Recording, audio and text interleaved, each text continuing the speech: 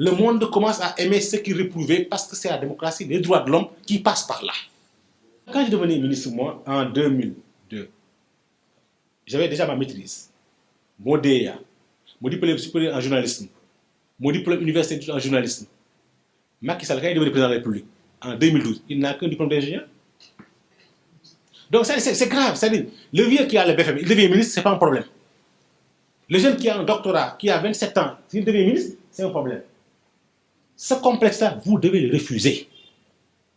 Quand on vous dit, vous êtes jeune, vous avez tout l'avenir devant vous, dites non, on meurt jeune. Lumumba est mort à 39 ans, Sankara à 39 ans, Che Guevara à 39 ans ou 38 ans.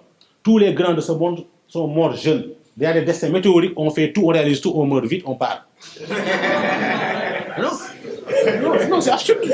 Et d'ailleurs, pour servir sa nation, l'adolescence, on est inutile, la vieillesse, on est une charge. C'est quand on a 35 ans, 40 ans, 45 ans, qu'on juge de toutes ses facultés, de sa vigueur, de son ambition de changer le monde, et on vous dit, cette période-là, vous devez la consacrer à autre chose, mais c'est l'attente. Au nom de quoi? Refusez cela. Moi, je suis un homme pressé au sens positif du terme. Ce n'est pas parce que j'ai une maîtrise ou une licence que je peux être un standardiste. Mais en tant que standardiste, avec mon diplôme, je peux être tellement sérieux et correct qu'on aura envie un jour de me confier le restaurant, me confier finalement la comptabilité et devenir par la suite, par expérience, à une promotion interne, maison, peut-être le directeur général ou les administrateurs de l'hôtel, par exemple. C'est cet esprit que nous avons au Sénégal qui pose un problème réel à l'emploi. Les étudiants peuvent aller en France tout de suite, faire le vigile, faire le plongeur, aller en Corse travailler pour vivre là-bas, mais ils ne peuvent pas accepter une étudiante ici, aller dans un restaurant, serveuse, gagner 50 000 francs par mois, plus que sa bourse, sa bourse entière, parce que pour lui, c'est dégradant. Mais au nom de quoi? Mais c'est plus dégradant d'aller demander 1000 francs ou 500 francs.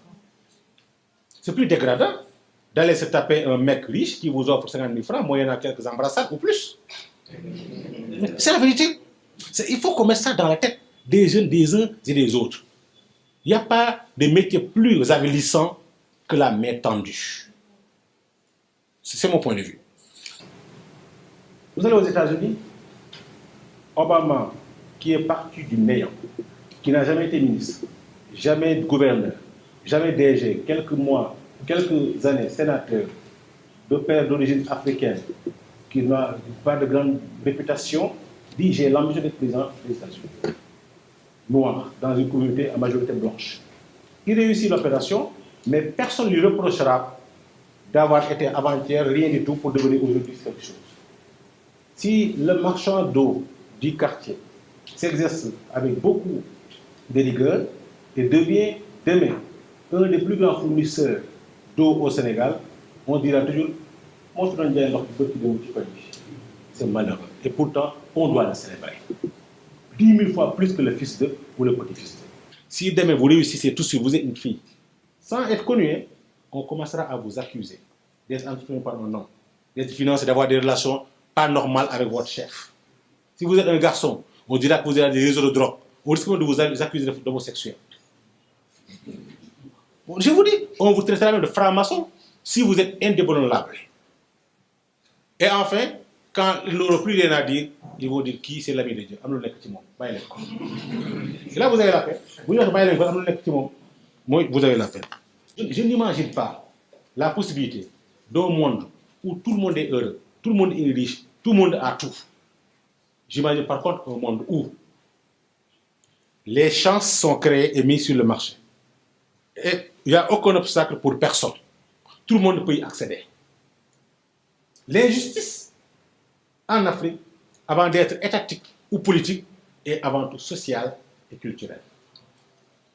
C'est un continent, c'est le monde qui a créé les socles de l'injustice en son temps, en voulant réserver des positions de pouvoir à une catégorie, en excluant d'autres sur des bases ridicules, sans fondement réel. C'est avec la démocratie, avec l'école, qu'aujourd'hui, chacun peut avoir l'ambition.